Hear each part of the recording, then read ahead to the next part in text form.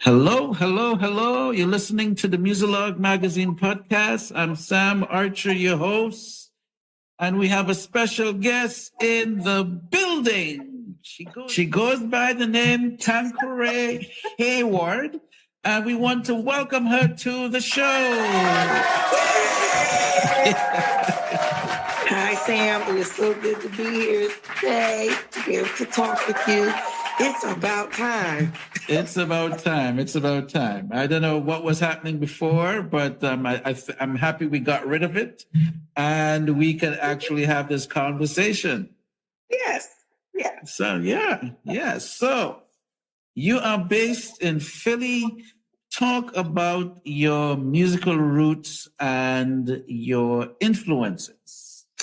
Oh boy. So started back singing gospel music as a little girl singing up in the church.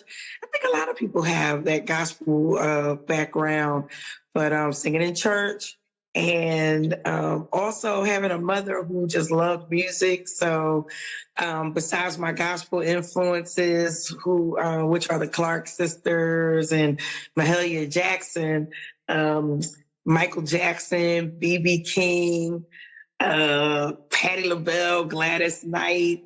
I was able to listen to a whole bunch of music my mother had. Those 33s and 45s. And so, it was a great time growing up, in the 80s and 90s. And I was able to learn to love music through my mother. Well, amen. So you spoke about 33s and 45s. Was the record player one of those big oven-like looking type of things? It was, with the two big speakers, yes. And you could push the button whether it was 45 or 33. Mm-hmm. Oh, wow. I remember those. That's they work with fuses and stuff. Yeah, you took us way back there. Yeah. You took us back there for a second. That's So I think there's something special about your name, right? Could you? Yeah, I gotta mess with you with the name a little bit. That's all right. Now, does it come up in interviews that they tackle the name? Absolutely. So there's no different with this one here. So you got to share with the audience how you got that name. I was named after the Tanqueray gin. So my mother said I was top shelf. Okay. So let me ask you, like, what age did you figure out that you were named after a gin? I think I was in the 7th or 8th grade when Snoop Dogg came out with Gin and Juice, and he said that line later on that day. My homie Dr. Dre came through with a gang of Tanqueray. And so I was telling people, yep, he talking about me. And so I'm like, yeah, I know Snoop. Snoop put me in his song. And everybody's like, oh my God. So my mother always told me, and she actually showed me the gin bottles, but to really hear it like out, the adults didn't really say too much. And then when I was in school, they would just say Hayward, because they're like, there's no way that her mother thinks that. There's just no way. But when Snoop Dogg came out with Gin and Juice, that's when I was just like telling my friends and telling people, yeah, he's singing about me. I'm famous, y'all. Oh my goodness. So tell me something. Do you play any instruments at all? I dabble with the keyboard a little bit by sound. You dabble, so you play with the keyboard. You don't play the keyboard. No. You play with the keyboard. Yeah. So yeah, correct. So when I'm playing, I can hear the song and I can find the keys. I've always been that way, even as a kid, and so I was able to I knew how to play. I could figure out how to play songs on the keyboard. I just never went forward with it to learn it. Okay. So a lot of artists I'll interview they may have a parent because we spoke about growing up in church. Now, anyone was a pastor or a reverend or something in the family? My grandfather was the chairman of the deacon board. Okay, So that's important. I mean, it is. So, I was a little girl running around all the time. And when, he would be down there counting the money and I would just be running back and forth and I always had to sit in the front, So, yeah, I was the chairman of the deacon board's granddaughter. So. Yeah. Okay. So I did see a little bit, I did snoop a little bit in your bio here. You did you shared stage with a gospel artist, Mr. Marvin Sapp, right? I did. Yeah. So what was it like sharing stage with Marvin Sapp? Well, it was exciting, one, because a couple months prior to that, I had quit my job. And so this was going to be like my first big event. Because I had left the job in September, and that event was in December the 1st, 2014. And so my name and my picture was on the flyer. And so a lot of people came out to see me. And I had a whole 3-piece band and background singers and everything. So I did it up. And then, he came out and sang with tracks. So. Okay. So basically, it was sort of like comparable in a way. Not really. I mean, it's Marvin Sapp, but I wanted to, as far as being a local artist, I wanted to make Philly proud. All the people that came out to see me, I wanted to make them proud. And I said, hey, maybe, Marvin will take a look at me, and he would pay me no mind. But nonetheless, it was a great experience. And because there was a lot of people, it was at one of those mega churches. And so for me, it was great. And, I used my sister and 2 other people that normally, and now he's my MD, but they all sang background, and we had already been singing around at different churches. So we just came together and had the band and did the darn thing. So it was great. Amen. So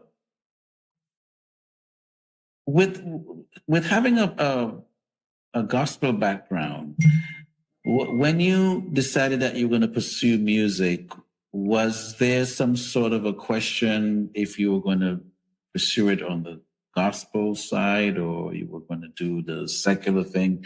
Were you sort of caught in the middle as to what direction you were going to take? I wasn't caught in the middle. I just felt like I wanted to do what I felt like God laid on my heart to do. Now, of course, there were other people. It's like you have to sing one or the other. And for me, it's like, well, I want to be able to inspire everybody, even outside the walls of the church. So I definitely always made sure that I'm very careful about song choices. So, it's a little different now with this new single I got out, but but I was definitely very careful, especially just coming out. And I was already older, so there was already people telling me that I wasn't going to be able to make it out of the city because of my age.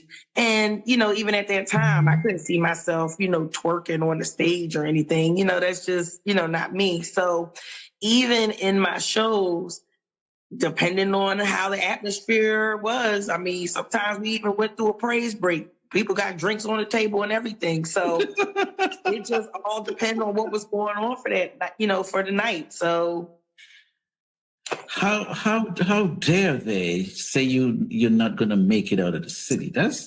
What's wrong with those people? Listen, and those people still in their basement, still trying to tell people what to do. So if I listened to them, I wouldn't be talking with you right now. So I just had to keep going and, just see what happens, just been kind of doing my own thing.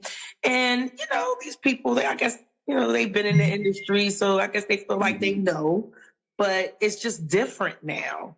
I even was told, oh, you're not even going to have a lot of young people follow you. Now, that might be true, but there are some young people that do. There's a lot of younger people that actually love that 80s, 90s vibe. So they actually love my music. They just want to hear music, you know? Yeah. And that's, you know, it doesn't necessarily have to be about, you know, I waxed my butt and I did this and I put this. Like, it don't have to be all about that.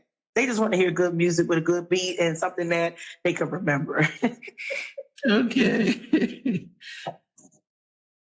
Now, in your bio, it talks about you pursuing a medical career, like you were going down the path of medical world, and you stopped in your tracks and decided to jump on this full time. What inspired that switch for you? By the time I left, I had been in the medical field for about almost 20 years at the time. And so when I sang at an event in Philly, and I met a few musicians, and then they invited me out to do different things. So then I was coming out with these bands, and then I would like sing like maybe 2 or 3 songs.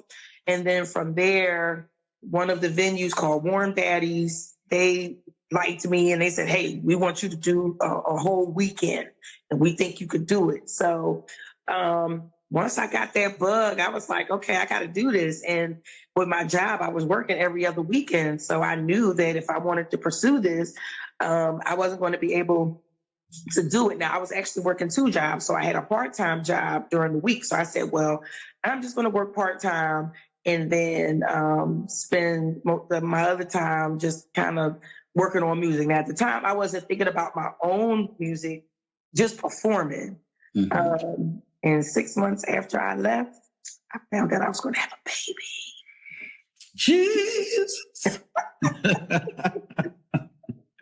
You got a blessing. You got a blessing. Hallelujah. And she's 9 now. And even at the time when I was pregnant, just trying to decide, like, okay, well, you're about to be a mom now. So do I pursue the music or do I do the mom thing? And a lot of people were very supportive and very helpful. So I decided to continue on with the music. I actually went to the hospital and they kept me, and I ended up having her right after a gig. So she's on into the music. Oh, absolutely. Absolutely. Even, as a baby, she just loved to sing and just loved music. And even now, even though she won't do it in front of me though, but behind closed doors, she's singing and everything. The child got perfect pitch. She can hear anything. Like, oh, okay. So chances are you might have a vocalist in the making. Absolutely. I think so, even though she won't say nothing to me now, but I'm actually trying to get her on my next project. Oh, that'll be great. That'll be great. Yeah. So you have a new single out called Follow Me. What is the concept or the vibe behind that new single?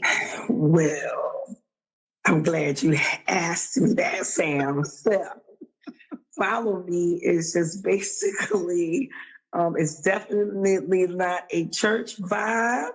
It is more on a sensual vibe. And I'm actually bringing all of my thoughts from pen, to the recording.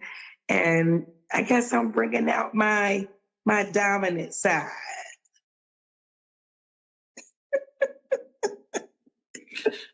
I'm trying to understand. I understand the sensitivity part, like, the sensitive, sensual, but then there's also a dominant part to that component. Yeah.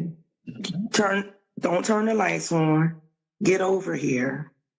Oh. You will follow me upstairs. Oh. And enjoy the show. Oh, okay. I mean, the guy who is getting the music. Okay, right. Let yourself go. Enjoy the show. Okay. Just let it flow, and I won't say no. Okay. All right. So this is definitely not for the church folk. The church folk can. Well, the married church folk. Yeah, oh, they can. Married church folk, yes. Oh, they can flex. Absolutely. Okay. All now, the other ones, they'll probably sneak and do it, but definitely for the married folk. So what inspired you to be a little more risque on this record? Again, this was just something that I was feeling, and I just wanted to, express my art, just express how I feel. Because there are people that think that way. I'm not the only one. And so I heard the song as far as the music, and then that's what came to mind. And so I always just go with it, and then go from there. Because like even my producer, he was just like, okay, because it's just totally different from what we have been doing.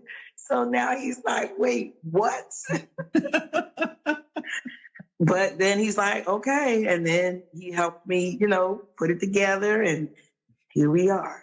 Did he have to do anything like this? Pull out a little fan, and he was by the board. Yeah. Well, he did some of this. You know what? That might have been the reason why he's been MIA for the last 2 years, because after I recorded that song back in 2023, and I ain't heard from him since. Oh my God. So I don't know, he was on some type of hiatus or something. I don't know. But, okay. So a couple of weeks ago, I called him and I said, listen, what we doing? I need to put something out. People miss me, and I miss the people. And so I had talked to my manager, and so he was listening. I kind of sent him the things again to say, okay, which one should we put out? And so he suggested this one. So I said, okay, why not? It's summertime, it's sexy, it's cool, let's go. Here we are. Okay.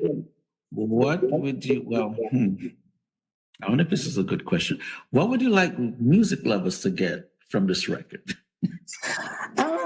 Just a cool vibe. You may want to play it when you have a little company, just kind of chill out, mellow out, the quiet storm type vibe. Again, you're trying to chill. You may not even get into nothing too deep. You just want to chill and listen to some music and make out something, or just lay there and just like some people just turn the lights out and just vibe, have a little glass of wine, and they're just vibing to the music. So that's what I just a vibe, They can have a glass of Tanqueray. if they prefer that. I am not a fan.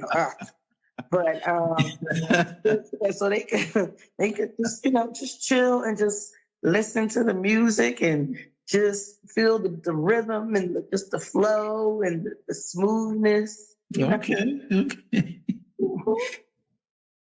So this is a single. Is it leading to a record, or is it just going to be like one of the singles? It will be leading to a record. So I will basically have a part 2 of Definition of a Woman. So it will be called Definition of a Woman. The story continues. And basically, the first album was about my life at that time. And there wasn't a lot of great moments, but it made a lot of great songs. And part 2, again, I'm more boisterous. I'm in a happier place now. Just more positive vibes with this album. And so that's what's Are you working with like various producers, or is it pretty much the same producer? No, it's just me and TL Scheider. We are back at it again. And so I've already recorded 7 tracks. So trying to decide on how many more we're going to put in there. And so this is the same producer that was missing for 2 years? Yes. Oh, okay. So he's overcome the whatever. Well, I hope so, because I got a 9mm now. So, we'll be putting music out. Okay. 9mm. Okay. I'm going to leave that alone. I'm going to leave that alone. I might have retired from the military, but I'm still cool. I feel you. Any dream collabs that you'd possibly want to do in the near future? Yeah, I have a few. I love my girl Kim Tavar. She's an independent artist up in Boston. So I would love to do something with her. And of course, I would probably die if I can do something with Mary J. Blige like that. She is somebody on my bucket list. I would love to sing a song with her. Any male singers you'd like to rock with? Male.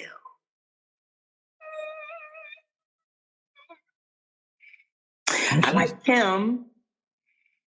You like Kim? Kim, yeah. I was actually just telling someone not long ago I would love to do Kim and Girl. October London. Girl. Yeah. He throws that girl in there. Girl. Yes. Yeah. And then October London as well.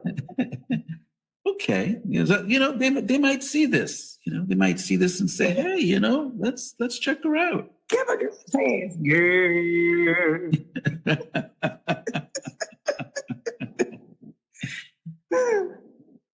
When I have guests, I like to personalize them a little bit for the audience, so that the audience gets a feel to know that, hey, this is a human being, just like me. We're all humans, living in this construct. So I have 3 questions for you. Okay. Are you ready? I'm ready. Yeah, some people feel violated when I ask these questions. I'm an open book. Oh, okay. All right. You okay.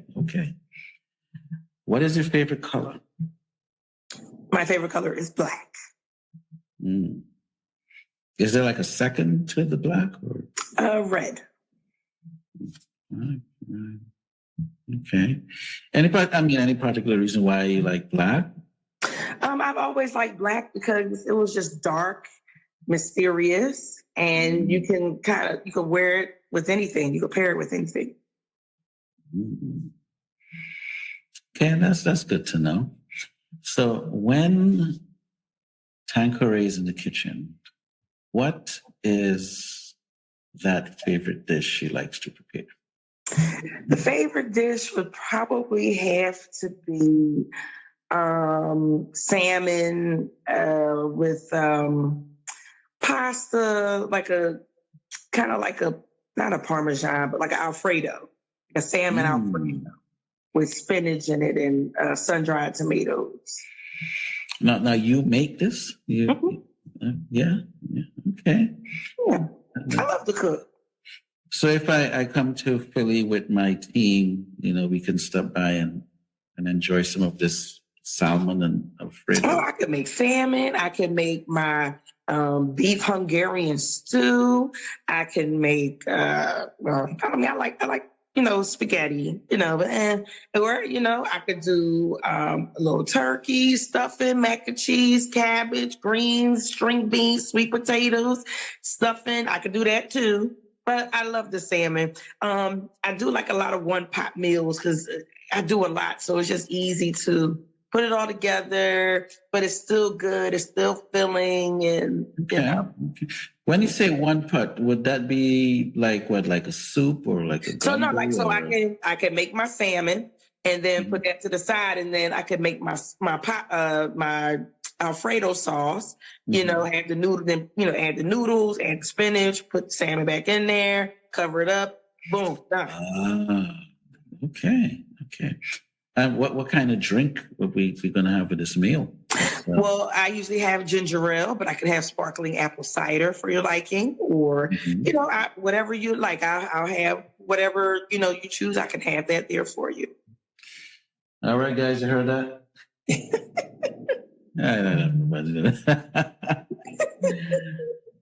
Okay, all right. So, who are you listening to in your MP3? Who you got who have you been rocking with, or maybe the last week or two? I will have to say October London, and then I have been actually like listening to a Spotify playlist of the top pop songs. Only because I do teach, and I like to help motivate my students. So sometimes when they're working, I'll put on some music for them. And so I'm actually listening to a lot of the music. Like I hear them singing to a lot of the songs. I'm like, okay. Mm-hmm. So I'm getting more familiar with SZA and some of the other artists, that are out, so I'm vibing with their music. So for me, it's like, okay, it's cool. A lot of it is very raunchy though. It's very straightforward in your face. Cause sometimes I'm like, wait a minute, but they're not leaving any imagination. Absolutely for the conversation. No, because I'm just saying, follow me. I ain't going in and saying as far as what we doing, but they going all out.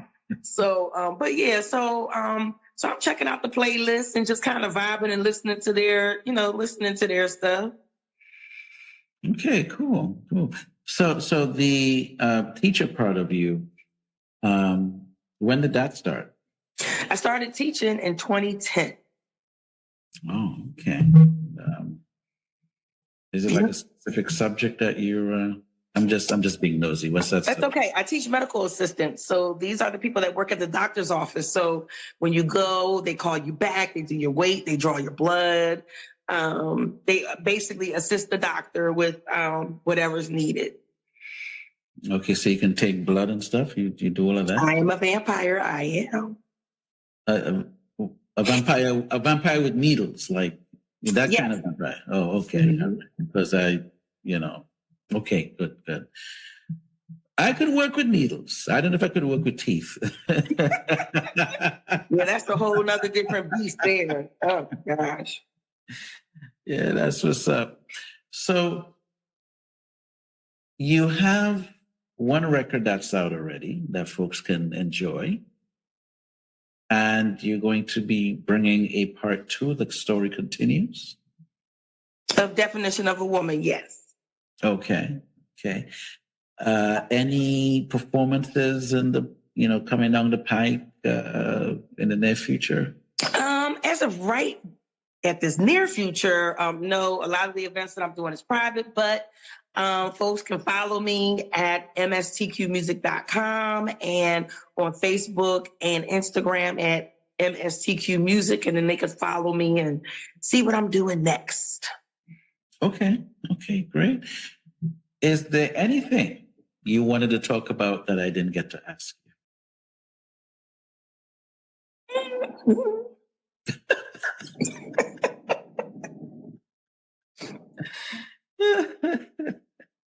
I don't know, but you just gave your social media handles and your website, and now in addition to the new song that's dropping on July 4th, because the new single isn't out yet, right? It's July 4th, and oh, by the way, congratulations for your Soul Tracks article that you got this week. And I saw it, and it came across my timeline. So thank you. Yeah, they're pretty cool. So it was nice of them. And I said, oh, they made my song really, like, they got the picture. Yeah. They got the picture. They saw where I was going with it. That's what's up. And a shout out to Urban Influencers. Absolutely. We were able to connect, and tonight we got the interview happening. Mm-hmm. Yeah, we're on a roll here.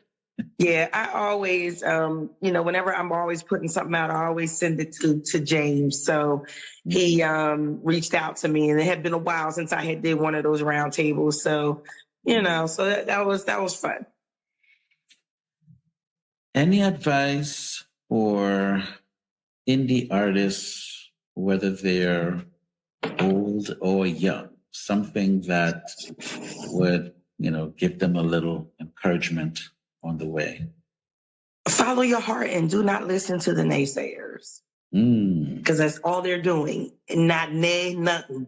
and saying nothing. So just do it. Just do it. I love it. I love it. I love it. Tanqueray, this was amazing.